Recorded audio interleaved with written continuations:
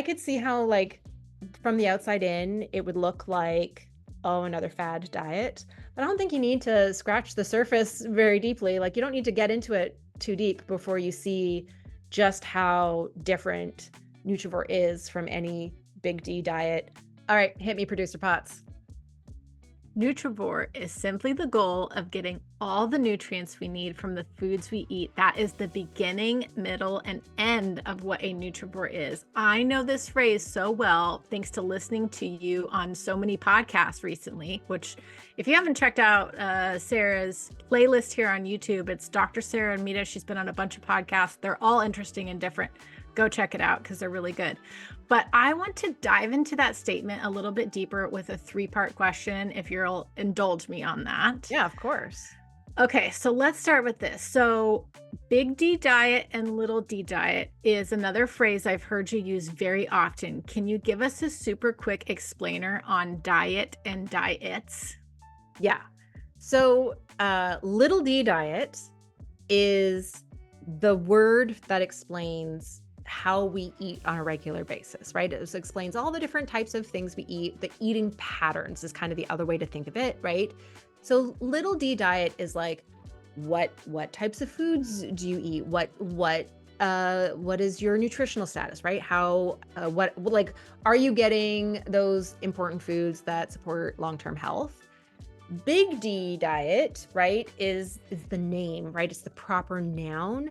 A big D diet is vegetarian, vegan, Mediterranean, paleo, gluten-free, keto, carnivore. Like it is the thing with a name. South Beach, Atkins. It is the thing with a name that you are sold, right? So there's a community around it. So it doesn't have, like, some of these big D diets have a central, like, organizing body. They have somebody or group of somebodies who are in charge of defining what that diet is. And they're the ones creating resources like diet books, cookbooks, web pages, recipes, whatever. Like they're the ones in charge of creating things for you. And then some, right, like vegan is a very good example of this, has a community around it that kind of, like, it's more grassroots, right? So there's a lot of different people who can talk about what that diet looks like, and a lot of different people who can say whether or not a specific food like meets a vegan diet as standard or does not, right? So some of these diets sort of have an organizing body, and some of them don't. And some of them have, like, factions within the diet, right? So like the group, right? Like within paleo, like there's the group that eats grass-fed dairy and the group that doesn't, right? So like some of them also Gotcha. have like little groups within them. But what all of those have in common, a big D diet, is they have rules. They have foods that you eat and foods that you do not eat. Whereas a little D diet is more about, like, you as an individual and kind of describing what types of, like, how you eat on a regular Your basis, foods right? that make up your day, or yeah. And when we're looking at understanding how eating patterns influence long-term health, we're looking at the science that's looking at little D diet, not big D diet. So we're Okay. looking at, I mean, there's some interesting things looking at, like, Mediterranean diet, Nordic diet. Like, there are some really interesting big D diets that have a lot of science to support them. And basically Mediterranean, Nordic, I mean, really, those are the ones that have, those are the eating patterns that improve long-term health. And that aren't, most big D diets are about weight loss, right? Whereas a little D diet, again, if we're thinking about eating patterns, we're thinking about long-term health. And that may or may not be compatible with weight loss goals. That's a whole separate conversation. So when I talk about little D diet, I'm talking about eating patterns and thinking about how those impact health over the long term. Whereas to me, like, a big D diet is diet culture and the rules and the restriction that go along with that, with a couple of exceptions, right? Mediterranean is much more about what you eat, not what you don't. There are a few big D diets that act more like little D diets, But Right. most of them, I mean, most big D diets are fad diets. Like most of them Right. don't actually have a body of scientific literature supporting the claims. And most of them work for weight loss for a little while and then stop. And then you go on the next more restrictive thing, right? Like, and that's how they Right. keep selling you the next thing. So most big D diets are the toxic diet mentality that goes along with shame and guilt and restrictive diet patterns that lead to disinhibition and falling off the diet wagon and the yo-yo. So yeah, I don't have a lot of good Okay. things to say about most big D diets. All right. So here's my second question to Okay, my three-part question. sure.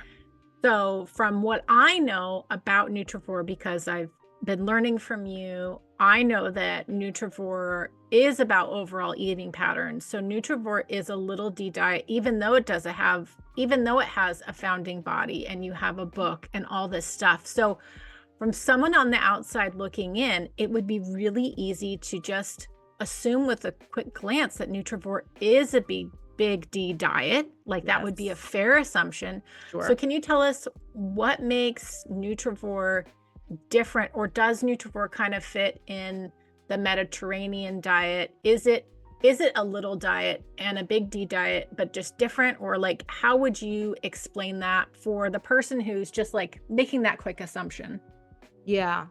That's the thing about judging a book by its cover. Although this book has such a beautiful cover, you could absolutely judge it and you'd be judging it accurately. Um, but I think to be serious about this question, I think that yes, it would be very easy to look at the content that I create on social media and the messages that I'm trying to put out there and go, Nutriverse is just another fad diet. I actually like your observation that it kind of fits in both worlds in the same Right. way that a Mediterranean or Nordic diet fits in both worlds. You can very much see all of the science supporting Mediterranean eating patterns reflected in the educational resources that I create for Nutrivore, because Nutrivore is just about understanding the conclusions and consensus that we have in nutritional sciences. That's all it is. I'm just communicating where nutritional sciences is at right now and what the actual evidence is for beneficial long-term eating patterns. And then busting a lot of myths that big D diets teach us so that we can be open and receptive to some information that may contradict some of the messages from big D diets. But I think the way I think about Nutrivore is more living like in between diet and anti-diet. So if you like big D diet and anti big D diet, right? So Right. when I think about diet, big D diet, that's rules and food lists and restriction and guilt and blame and the yo-yo roller coaster of doom.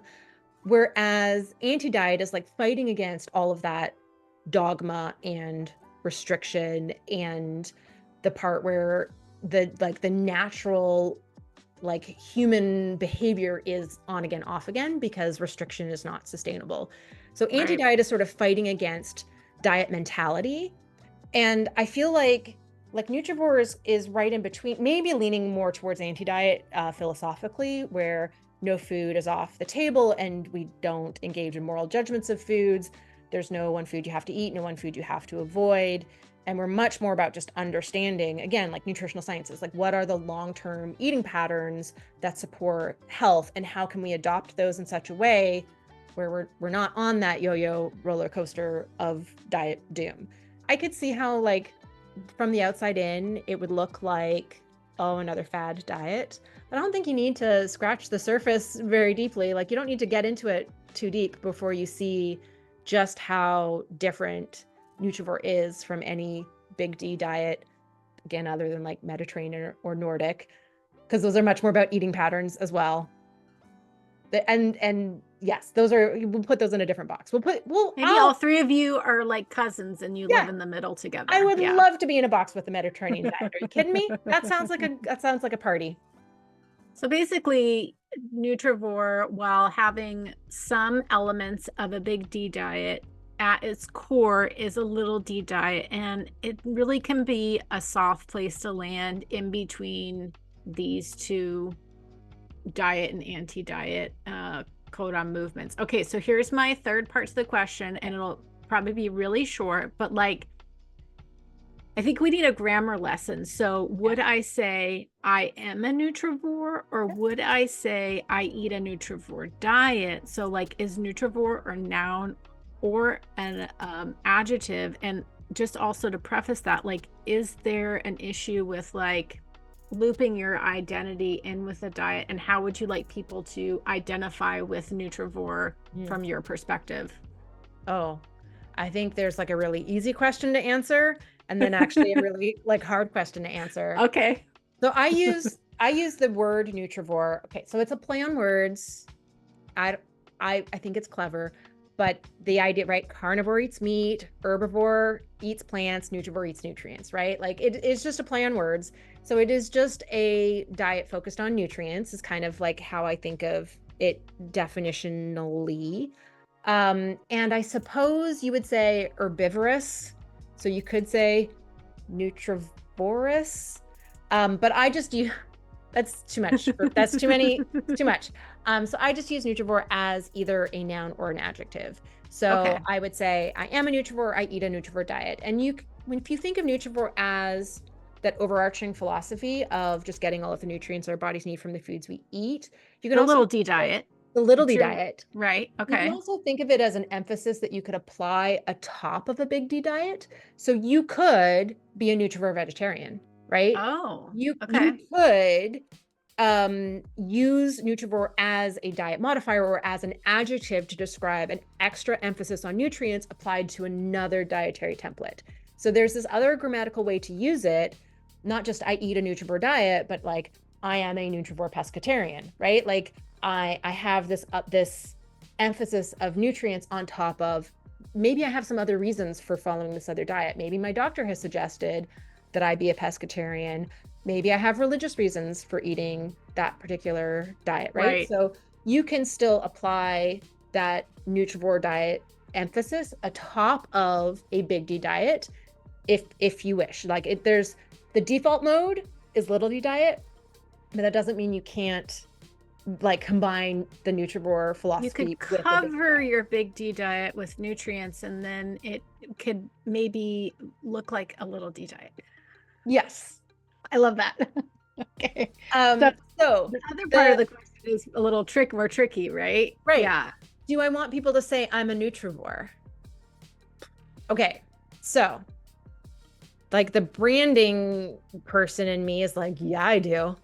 Yeah, I want people to say I'm a nutrivore. I eat a nutrivore diet. Yes, I want people to know what this word means. Like, yes, I think that the reason why, like, just to kind of talk like from a branding perspective, the reason why in my rebrand, I chose a word, right, to describe, as I've already said, right, the resources I'm creating is just reflecting scientific consensus in nutritional sciences on the topics where there's enough data to have scientific consensus, right? I'm just a science communicator in nutrition right now. Right. But the word is there because we tend to diet culture has taught us to have an identity that is partially wrapped up with how we eat. And that is more common than the alternative, right? It is more common for someone to have a diet, big D diet with a name that they identify with and identify themselves, part of their own identity that they take on is associated with I am a vegan, right? Or I am a carnivore. It is part of Or my I am identity. anti-diet. Or You I go am the other way. anti-diet, or right, I Right. do intuitive eating, right? Intuitive eating. Yeah. We we we do tend to incorporate these kind of like big parts of our lives, and what we eat is a big part of our life, into our own sense of self. So would I love people to incorporate Nutrivore into their own sense of self? Yes. If like, I think that since we're kind of going to do that anyways, that's a great idea. And that's why I'm not just doing Dr. Sarah Ballantyne's nutritionalsciences.com, right? That's why it's nutrivore.com. That's why the book is called Nutrivore, right? Right. It gives us a name because we were going to do that anyways. And so, yes, I love the idea from a branding perspective.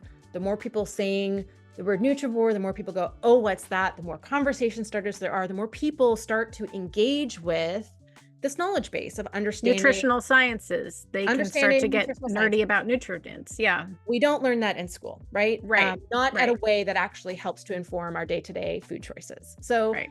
yes, from a branding perspective, yeah, I mean, that's why Nutrivore is a brand, because we do already kind of like make our diets our entire personalities. Like that is already a thing we do.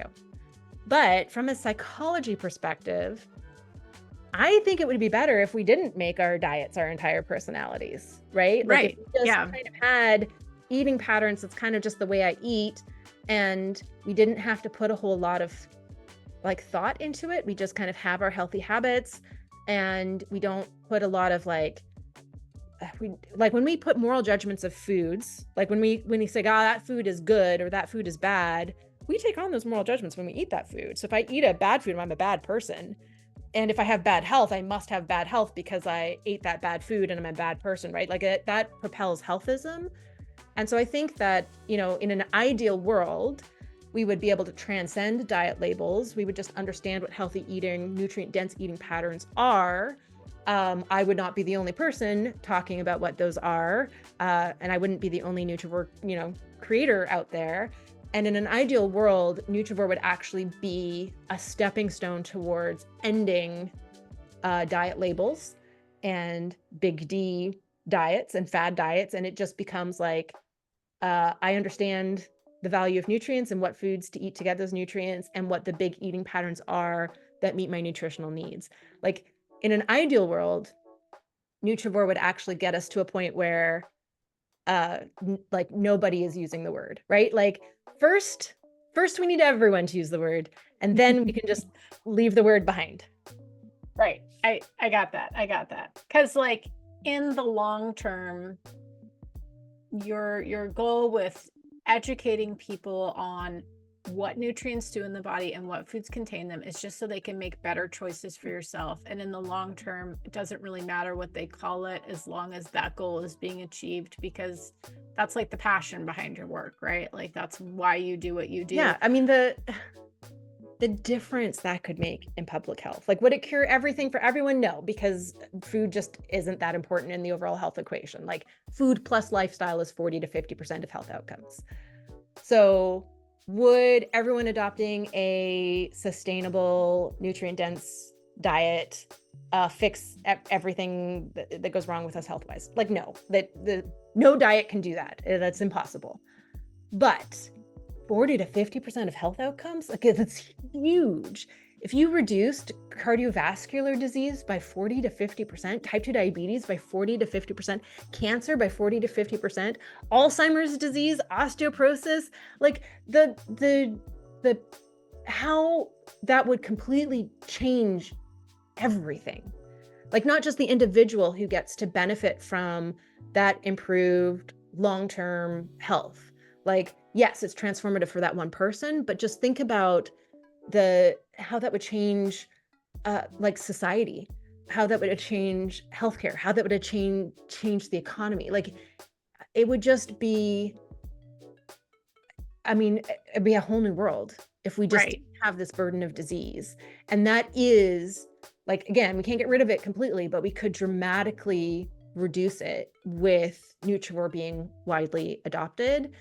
And do I care if we achieve that goal and everyone's using the term Nutrivore or no one knows the term Nutrivore? Do I care if people have heard of me in this scenario versus not? Like, no.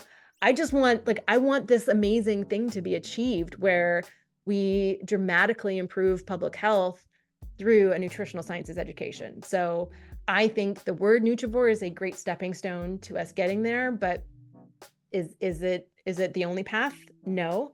But that is the path that I know how to lay.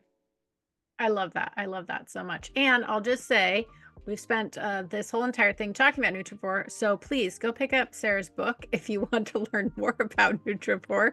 It's available wherever books are sold. And there's an audio version too, which is great. So yeah, I think that's it. I think you really clarified so many parts of like what is a Nutrivore and how people can start using the word or not using the word. So I think that's great. Thanks. Thanks so much, Dr. Sarah.